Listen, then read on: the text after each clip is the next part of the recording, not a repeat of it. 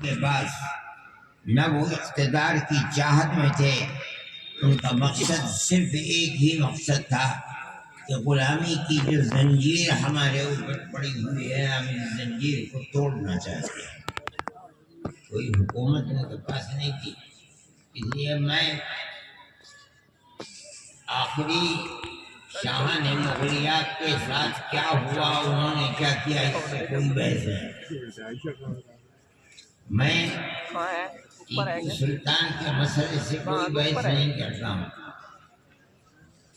میں تو صرف اس بات کو بتا رہا ہوں کہ اقتدار سے بالکل آزاد کسی گوشے کے اندر اقتدار کی محبت ان کے دل کے اندر نہیں تھی۔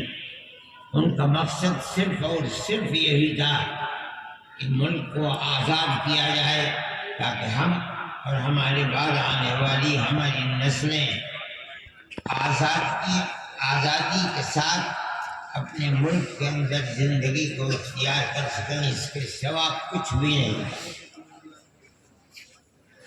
ان میں کیا صورت پیش آئی اس کو یاد کرنا چاہیے۔ جب سن 1799 میں سلطان ٹیپو شہید ہو گئے، 2-3 سال کے اندر ملک کے جتنے نواب تھے سب کی چھاتی پر سوار ہو کر کے ان کو بھی انگریز نے اپنا غلام بنا لیا۔ تو سن 1803 میں اس نے یہ اعلان کیا کہ ملک بادشاہ سلامت کا ہے، جنتا اللہ کی ہے، لیکن اس ملک کے اندر حکومت آج سے ایسٹ انڈیا کمپنی ہماری ہے۔ ملک کی تقدیر یہاں سے آ کر بدلی ہے۔ یہاں وہ اعلان ہوا ہے کہ ہم حاکم ہیں، ہندوستان کا ہر شخص ہندو ہو، مسلمان ہو، سکھ ہو، پارسی ہو، سب ہمارے غلام ہیں۔ کسی کے اندر ہمت اور جرأت نہیں تھی کہ انگریز جیسی حکومت کو زبان کھول کر کے یہ کہتا کہ تم غلط کہہ رہے ہو، ہم آزاد ہیں، یہ ملک ہمارا ہے۔ بڑے بڑے نوابین راجا مہاراجا تھے، سب کو سانپ سونگھ گیا، کوئی کچھ نہیں کر سکتا۔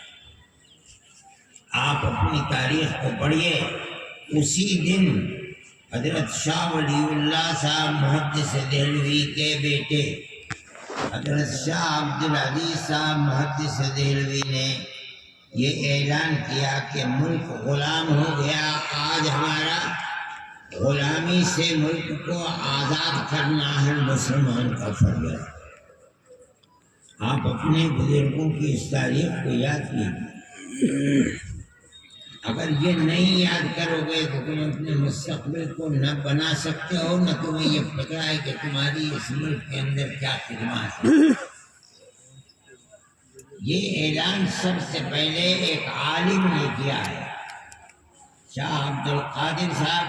شاہ عبدالعزیز صاحب کا مدرسہ تھا، اس کے آثار آج بھی ہیں، لیکن شاہ عبدالقادر صاحب جس مسجد کے اندر رہتے تھے وہ مسجد اکبری بیگم کی مسجد تھی۔ کہا جاتا ہے کہ یہ اکبر کی بیٹی تھی جس نے اس مسجد کو بنایا تھا۔ لال قلعہ اور جامع مسجد کے درمیان میں تھی یہ مسجد۔ یہاں بیٹھ کر کے اکابر نے، ان علماء نے ایک عام فیصلہ کیا کہ ملک آج غلام ہو گیا، اس کے لیے جہاد آزادی ہر فرد کا فرض ہے۔ آپ اپنی اس تاریخ کو نہیں جانتے۔ کوئی شخص بڑے سے بڑا نواب اور بڑے سے بڑا راجا اپنی زبان کے اندر یہ طاقت نہیں رکھتا تھا کہ یہ کہہ دے کہ ملک کی آزادی کے لیے جہاد کر رہے۔ یہی بوریا نشین لوگ تھے جنہوں نے یہ بات کہی، انہیں اس کی سزا ملی، ان کی جائیدادوں کو قرق کر لیا، ان کے مدرسوں کو ویران کر لیا۔ جس مسجد کے اندر سے اعلان کیا گیا تھا اس مسجد کو توڑ کر دفن کر دیا گیا۔ کس جرم کے اندر؟ یہ کیسے کہہ رہے ہیں کہ ملک کی آزادی ہمارا کردار ہے، ہمارا فرض ہے، ہم ملک کو آزاد کریں۔ ان کو اپٹن کی لگا دی گئی جسم میں، جس کو ان کا جسم سفید ہو گیا، ان کو ایسا زہر کھلایا گیا جن سے شاہ عبدالعزیز صاحب محدث دہلوی کی آنکھیں کی بینائی چلی گئی اور وہ اندھے ہو گئے، شہر بدر کر دیا گیا، لیکن کسی طرح سے پھر اس کے بعد وہ دہلی چڑھ جائے۔ آپ کو معلوم نہیں، ان کے بارے میں یہ چیز مشہور ہے کہ وہ تپتی تپتی دھوپ میں جامع مسجد کے تپتے ہوئے پتھر کے اوپر، آپ نے دیکھا ہوگا پتھر ہے، ننگے پیر اس کے اوپر دوڑا کرتے تھے۔ یہ کیا تھا؟ ملک کی آزادی کی جہاد کے لیے اپنے آپ کو تیار کرتے تھے۔ یہ آپ کے بزرگوں کی تاریخ ہے جس کو آپ نہیں جانتے۔ یہ اعلان ہی نہیں کیا انہوں نے، بلکہ اپنے شاگرد اور ایک ان کے خاندان کے ایک فرد سید احمد شہید بریلوی، جو حضرت علی میاں صاحب مرحوم کے آباء و اجداد میں ہیں، تکیہ رائے بریلی کے رہنے والے تھے، اور شاہ اسماعیل شہید رحمۃ اللہ علیہ، ان دونوں کو تیار اپنی زندگی کے اندر کر دیا ہزار مصیبتوں کے باوجود۔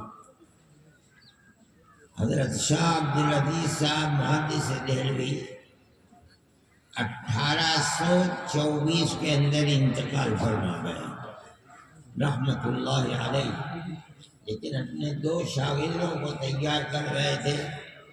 ان لوگوں نے پورے ہندوستان کا دورہ کیا، آج کی طرح نہ ہوائی جہاز تھے نہ اور کوئی راستہ تھا، جہاں دریا تھے وہاں کشتیوں کے اندر سفر، ان کا مظفر نگر تک آنا یہ ثابت ہے، اور گھوڑوں کا باندھنا وہاں رہنا یہ بھی ثابت ہے، بلکہ بالکل جنوبی ہندوستان میں کیرلا تک پہنچنا یہ بھی ثابت ہے تاریخ سے۔ کیوں سفر کیا؟